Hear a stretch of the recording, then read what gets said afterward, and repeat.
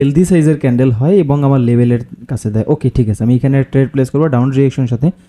যাই হোক, আমি এখানে একটু সেফটি মার্জিনও পেয়ে গেলাম। তো এইখানে আমি ট্রেডটা মূলত কেন প্লেস করছি দেখেন, এই যে ক্যান্ডেলটা দেখতে পাচ্ছেন বায়ারের হেলদি ক্যান্ডেল, এইটা একটা এক্সস্ট ক্যান্ডেল। আর হেলদি ক্যান্ডেল দেখে অনেকে আসলে বায়ার সাথে ট্রেড প্লেস করতে হবে, এটা ভুল হবে।